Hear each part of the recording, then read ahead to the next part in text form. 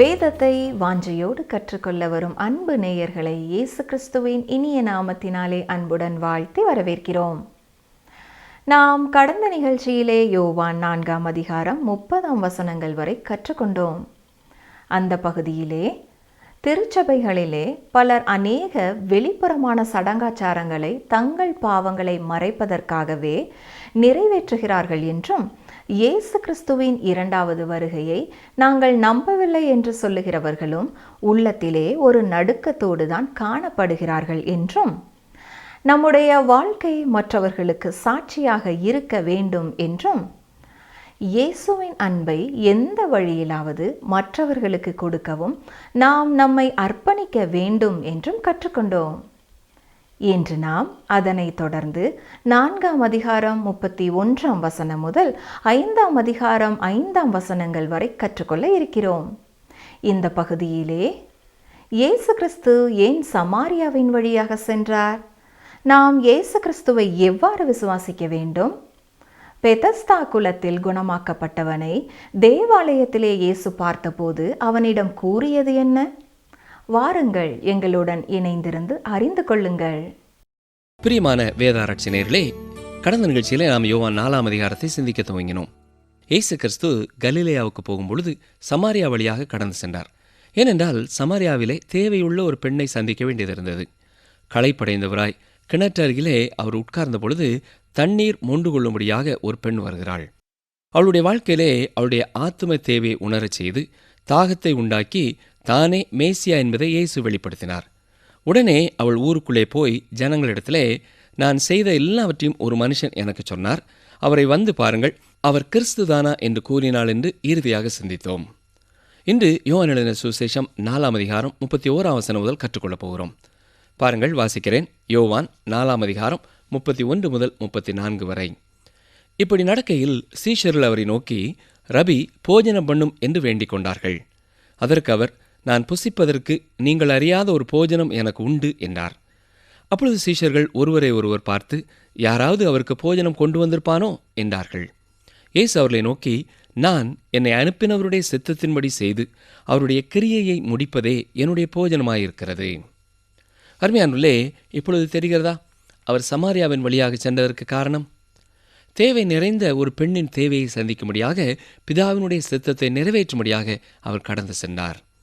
வசனங்கள் 35 முதல் 38 வரை பாருங்கள். அறுப்பு காலம் வருகிறதற்கு இன்னும் 4 மாதம் செல்லும் என்று நீங்கள் சொல்கிறது இல்லையா? இதோ வயல் நிலங்கள் இப்பொழுதே அறுப்புக்கு விளைந்திருக்கிறதென்று உங்கள் கண்களை ஏறெடுத்து பாருங்கள் என்று நான் உங்களுக்கு சொல்கிறேன். விதைக்கிறவனும் அறுக்கிறவனுமாகிய இருவரும் ஒருமித்து சந்தோஷப்படத்தக்கதாக அறுக்கிறவன் கூலியை வாங்கி நித்திய ஜீவனுக்காக பலனை சேர்த்துக் கொள்கிறான். விதைக்கிறவன் ஒருவன், அறுக்கிறவன் ஒருவன் என்கிற மெய்யான வழக்கச் சொல் இதனாலே விளங்குகிறது. நீங்கள் பிரயாசப்பட்டு பயிரிடாததை அறுக்க நான் உங்களை அனுப்பினேன். மற்றவர்கள் பிரயாசப்பட்டார்கள், அவர்களுடைய பிரயாசத்தின் பலனை நீங்கள் பெற்றீர்கள் என்றார். அருமையானவர்களே, இந்த சம்பவம் டிசம்பர் மாதத்திலே நடைபெற்றது. ஏன் இப்படி கூறுகிறேன் என்றால், அந்த பகுதியிலே அறுப்பானது ஏப்ரல் மாதத்திலே நடைபெறும். நாம் வாழும் இந்த நாட்களிலே நம்முடைய பணி விதைக்கும் பணிதான். பல்வேறு ஊடகங்கள் வழியாக கர்த்தருடைய வார்த்தைகளை விதைக்கிறோம். இவ்வாறு நாம் விதைப்பதனாலே நல்ல திருச்சபைகள் இந்த விதைப்பின் விளைவுகளை அறித்து கொள்ளும். போதகர் ஒருவர் வானொலி ஊழியத்தைச் சேர்ந்த ஒருவரை பார்த்து, உங்களுடைய வானொலி நிகழ்ச்சிகள் மூலமாக அநேகர் எங்கள் திருச்சபையிலே சேர்ந்திருக்கிறார்கள், விசுவாசிகளாய் இணைந்திருக்கிறார்கள் என்று சொன்னாராம். வேதத்தை சரியாக கற்றுக்கொள்ள முடியாத சூழ்நிலையில் இருக்கிற அநேகர் இன்றைக்கு தொடர்ச்சியாக கர்த்தருடைய வார்த்தைகளை இந்த நிகழ்ச்சி மூலமாய் கேட்கிறார்கள். அவர்கள் எந்த திருச்சபைக்கு செல்ல வேண்டும் என்பதை குறித்து ஞானமாக தெளிவாக தீர்மானிக்க வேண்டியவர்களாயிருக்கிறார்கள். அந்த போதகர் சொன்ன காரியம் என்னவென்றால், வானொலி நிகழ்ச்சிகளை கேட்ட அநேகர் எங்களுடைய திருச்சபைக்கு வந்தார்கள் என்று சொன்னார். ஏனென்றால் அந்த திருச்சபையிலேயும் கர்த்தருடைய வசனம் நன்றாக போதிக்கப்படுகிறது. ஆம் பிரியமானவர்களே, ஒருவர் விதைக்கிறார்கள், மற்றவர்கள் அறுக்கிறார்கள். இதை குறித்து நாம் மகிழ்ச்சி அடைய வேண்டும். 1978 ஆண்டு முதல் வானொலி மூலமாய் விதைக்கப்படுகிற வசனங்களினாலே எண்ணற்ற மக்கள் கர்த்தரை அறிந்திருக்கிறார்கள். அவர்கள் ஒவ்வொருவருக்காகவும் நாம் ஆண்டவருக்கு ஸ்தோத்திரம் செலுத்த வேண்டும். யோவான் 4ஆம் அதிகாரம் 39ஆம் வசனம், நான் செய்த எல்லாவற்றையும் எனக்கு சொன்னார் என்று சாட்சி சொன்ன அந்த ஸ்திரீயினுடைய வார்த்தை நிமித்தம் அந்த ஊரில் உள்ள சமாரியரில் அநேகர் அவர் மேல் விசுவாசம் உள்ளவர்களானார்கள். கவனித்தீர்களா?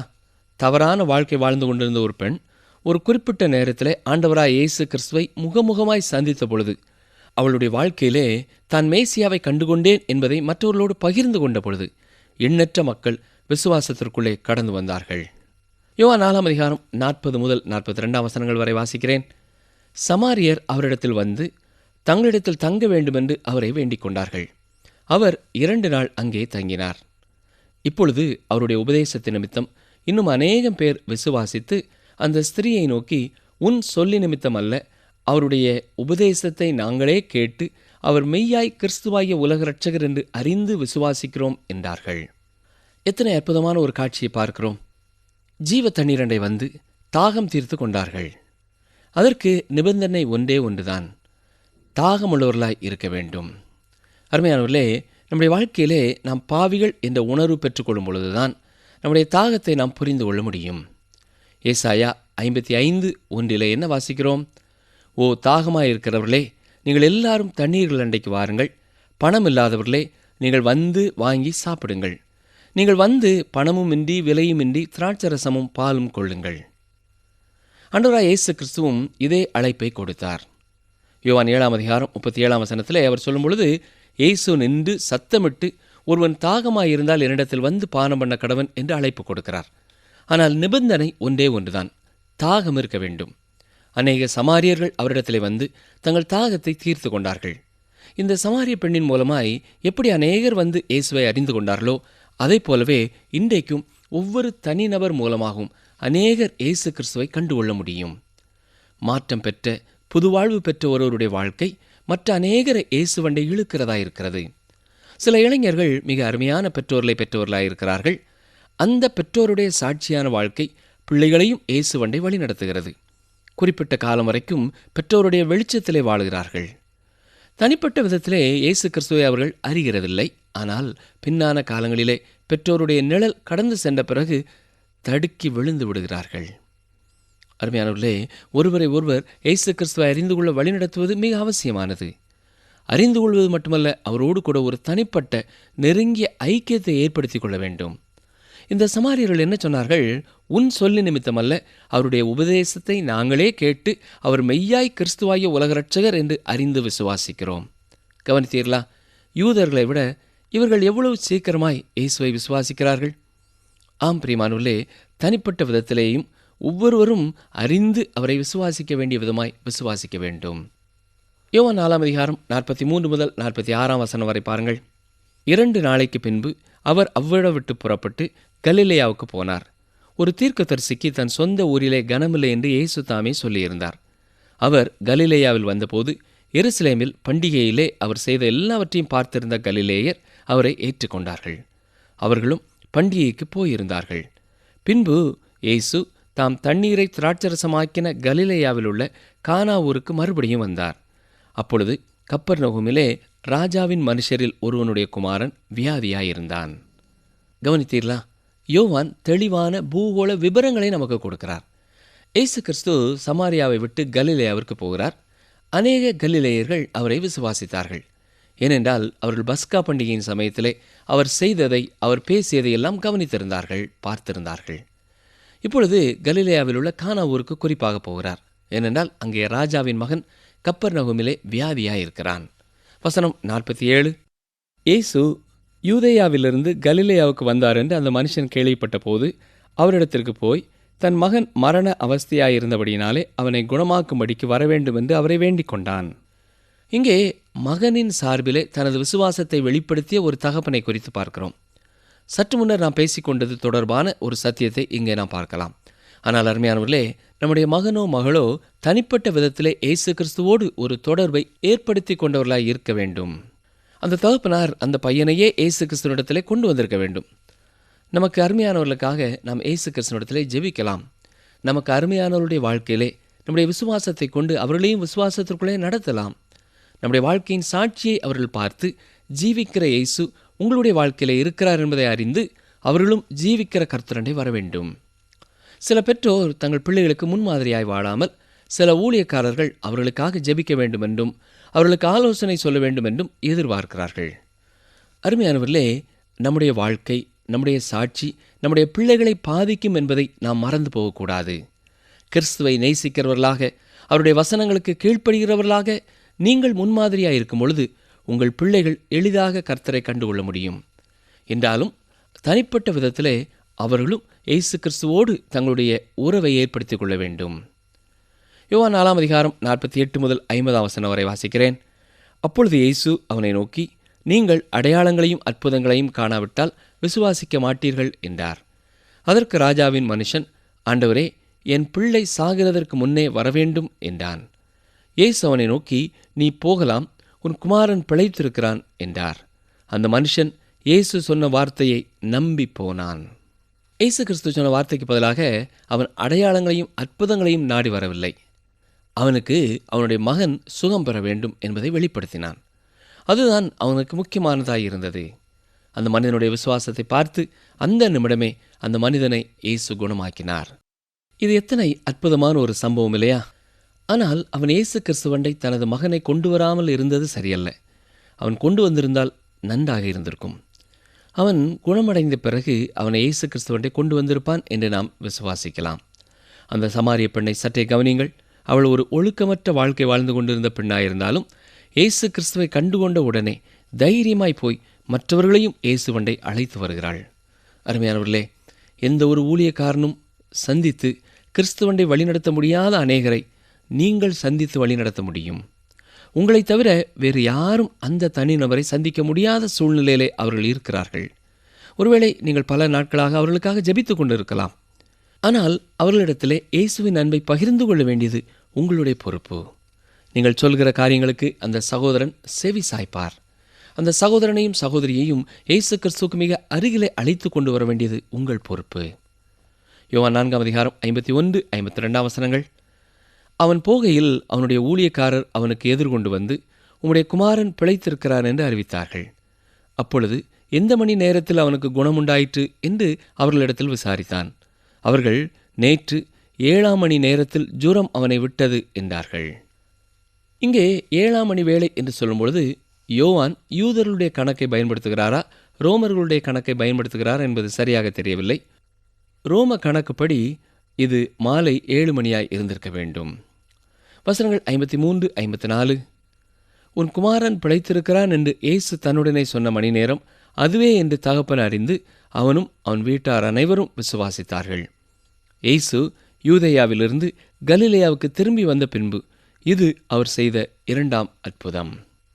அந்த மகன் குணமானபடினாலே அந்த ராஜாவின் மனுஷரில் ஒருவன் தன்னுடைய முழு குடும்பத்தையும் இயேசுவின் மேலே விசுவாசமுள்ளவர்களாய் வழிநடத்துகிறான்.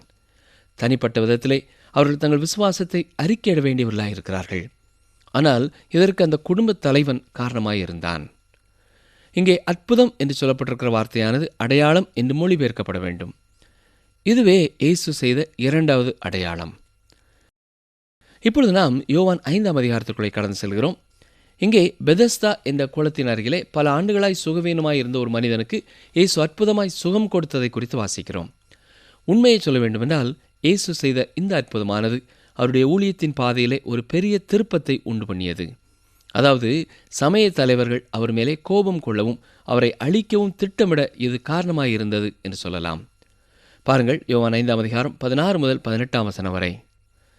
இயேசு இவைகளை ஓய்வு நாளில் செய்தபடியால் யூதர்கள் அவரை துன்பப்படுத்தி அவரை கொலை செய்ய வகை தேடினார்கள். இயேசு அவர்களை நோக்கி, என் பிதா இதுவரைக்கும் கிரியை செய்து வருகிறார், நானும் கிரியை செய்து வருகிறேன் என்றார். அவர் ஓய்வு நாள் கட்டளையை மீறினதுமல்லாமல் தேவனை தம்முடைய சொந்த பிதா என்றும் சொல்லி தம்மை தேவனுக்கு சமமாக்கினபடியினாலே யூதர்கள் அவரை கொலை செய்யும்படி அதிகமாய் வகை தேடினார்கள்.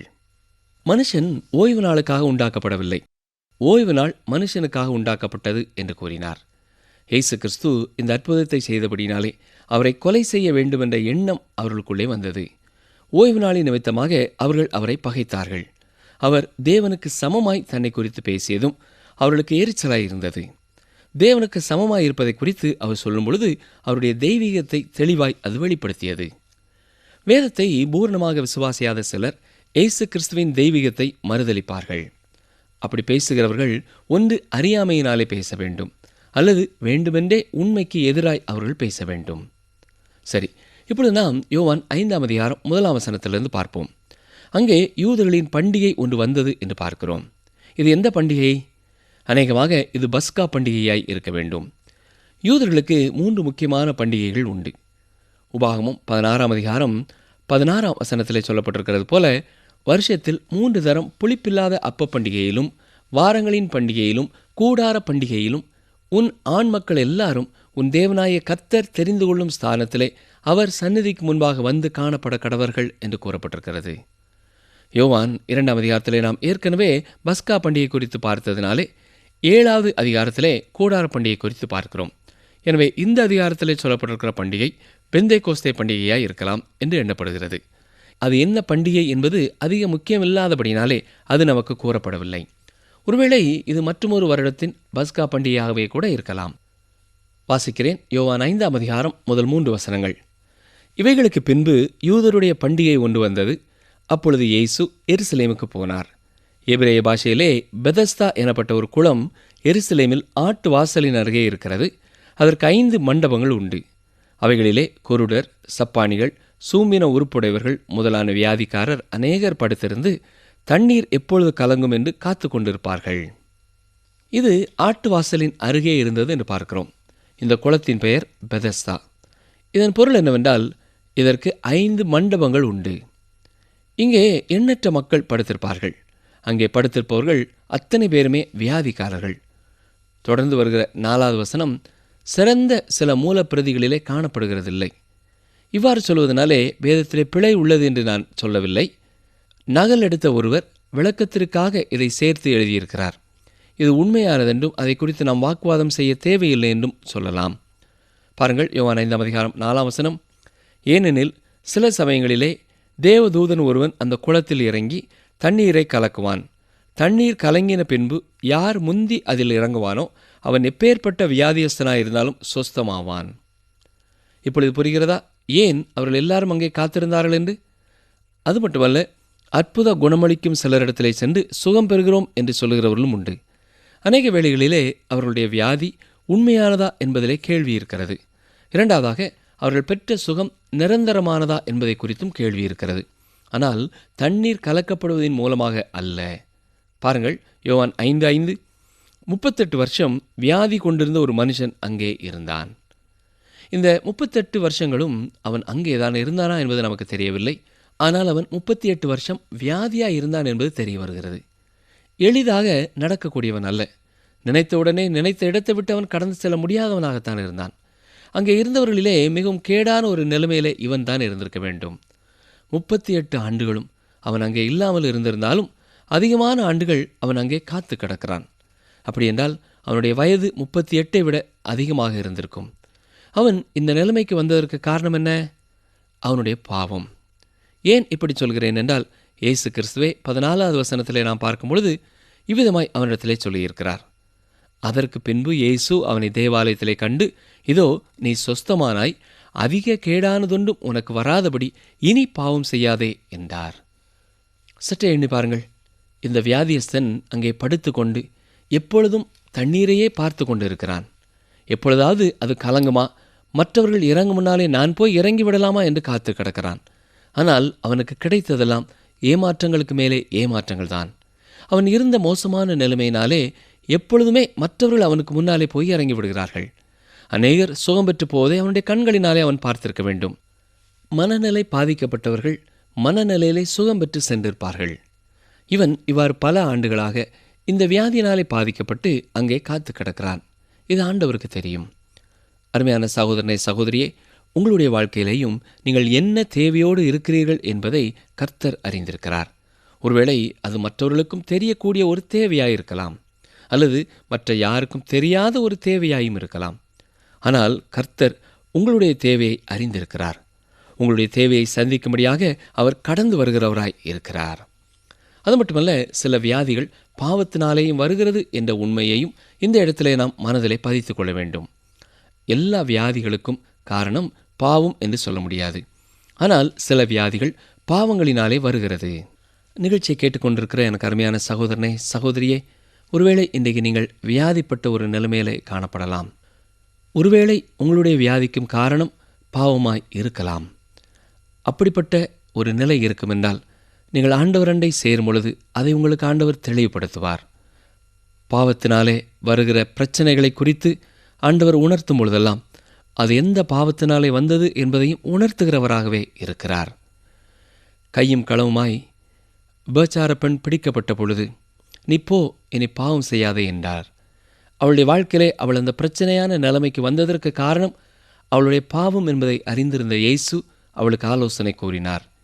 இன்றைக்கும் நம்முடைய வாழ்க்கையிலே பல சமயங்களிலே நாம் வருகிற பிரச்சனையான சூழ்நிலைகளுக்கு காரணம் நம்முடைய பாவமாக இருக்கலாம். அப்பொழுது இயேசு கிறிஸ்துவை நாம் நோக்கி பார்ப்போம் என்றால் எந்த காரணத்தினாலே அந்த சூழ்நிலை என்பதை ஆண்டவர் நமக்கு வெளிப்படுத்துவார். அப்படிப்பட்ட பாவங்களை விட்டு மெய்யாய் நாம் மனம் திரும்பும் பொழுது சூழ்நிலைகளை கர்த்தர் மாற்றி கொடுக்கிறார். அதே போல பாவங்களினாலே வியாதிகளும் வருவது உண்டு என்பதை வேதவசனம் சொல்கிறது. அப்படி நம்முடைய வாழ்க்கையிலே சோவேனங்கள் பலவீனங்கள் வரும் என்றால் நாம் கர்த்தருடைய பிள்ளைகளாக இருந்து அவரை நோக்கி பார்ப்போம் என்றால் அதையும் நமக்கு உணர்த்தி அந்த பாவத்திலிருந்து பரிபூர்ணமாய் நம்மை விடுதலை செய்ய அவர் ஆவல் உள்ளவராயிருக்கிறார். ஏற்கனவே நான் சொன்னது போல யார் தாகமுள்ளவர்களாக இருக்கிறார்களோ அவர்களுக்கு கர்த்தர் ஜீவ தண்ணீரை கொடுக்கிறார். உங்களுடைய வாழ்க்கையிலையும் பாவத்திலிருந்து பரிபூர்ணமான விடுதலையோடு வாழ வேண்டும் என்ற ஒரு வாஞ்சை உங்களுக்குள்ளே பெருக்கெடுத்து ஓடும் பொழுது அவர் ஜீவ தண்ணீரை உங்களுக்கு கொடுத்து அந்த விருப்பத்தை நிறைவேற்றுகிறவராயிருக்கிறார். ஜெபிப்போமா. எங்களை நேசிக்கிற எங்கள் நல்ல ஆண்டவரே, இந்த நிகழ்ச்சியை கேட்டுக்கொண்டிருக்கிறதுல யாராவது சுகவீனத்தோடு பலவீனத்தோடு இருப்பார்கள் என்று சொன்னால் கர்த்தர் தாமே இறங்கி அவர்களோடு உறவாடி அவர்களுக்கு பரிபூர்ணமான ஒரு சுகத்தை கொடுக்க வேண்டும் என்று சொல்லி நாங்கள் பாரத்தோடு ஜெபிக்கிறோம். ஐயா, அவர்களை நீர் தொட்டு குணமாக்கும். எந்த காரணத்தினாலே அந்த வியாதி வந்திருந்தாலும் கர்த்தர் அதை பொறுப்பெடுத்து அதை குறித்து செயல்பட்டு அதை மாற்றி அமைக்க வேண்டும் என்று சொல்லி நாங்கள் ஜெபிக்கிறோம். ஒருவேளை எங்களுடைய பாவங்களினாலே அது வந்திருக்கும் என்றாலும் எங்களுடைய பாவங்களை மன்னித்து நீர் பரிபூர்ண சுகத்தை கொடுக்க வேண்டும் என்று சொல்லி நாங்கள் ஜெபிக்கிறோம். நீர் கொடுக்கும் சுகத்தை பெற்றுக்கொள்கிற நாங்கள் பாவத்தினாலே வந்த வியாதியாய் அது இருக்குமென்றால் அந்த பாவத்தை இனி செய்யாதபடி முடிவு பரியந்தம் உம்முடைய தூய ஆவியின் பலத்தினாலே வாழ நீரே கிருபை செய்ய வேண்டும் என்று சொல்லி ஜெபிக்கிறோம். கண்ணீரோடும் பாரத்தோடும் உண்மையான துக்கத்தோடும் உம்முடைய முகத்தை நோக்கி பார்க்கிற உம்முடைய பிள்ளைகள் ஒவ்வொருவருக்கும் நீர் இறங்கி செவி கொடுத்தருளும். தேவனே, பாவிகளாகி எங்கள் மேல் கிருபையாயிரும் ஐயா. உம்முடைய இரக்கத்தினாலே பரிபூர்ணமான சுகத்தை தாரும். நீர் எங்கள் ஜெபத்தை கேட்டதற்காக உமக்கு நன்றி செலுத்துகிறோம். நீர் பரிபூர்ண சுகத்தை கொடுத்ததற்காக உமக்கு ஸ்தோத்திரம் செலுத்துகிறோம். இயேசு கிறிஸ்துவின் நாமத்தினாலே மனத்தாழ்மையோடு வேண்டிக் கொள்கிறோம் பிதாவே, ஆமேன். அன்பர்களே, இந்த நாளிலும் நாம் கற்றுக்கொண்ட சத்தியங்கள் என்ன? நம்முடைய வாழ்க்கையிலே நாம் பாவிகள் என்ற உணர்வை பெற்றுக்கொள்ளும் பொழுதுதான் நம்முடைய தாகத்தை நாம் புரிந்து கொள்ள முடியும். ஒருவரையொருவர் இயேசு கிறிஸ்துவிலே வழி நடத்துவது மிக அவசியமானது. அறிந்து கொள்வது மட்டுமல்ல, அவரோடு கூட தனிப்பட்ட நெருங்கிய ஐக்கியத்தை ஏற்படுத்தி கொள்ள வேண்டும். நம்முடைய வாழ்க்கை, நம்முடைய சாட்சி நம் பிள்ளைகளை பாதிக்கும்.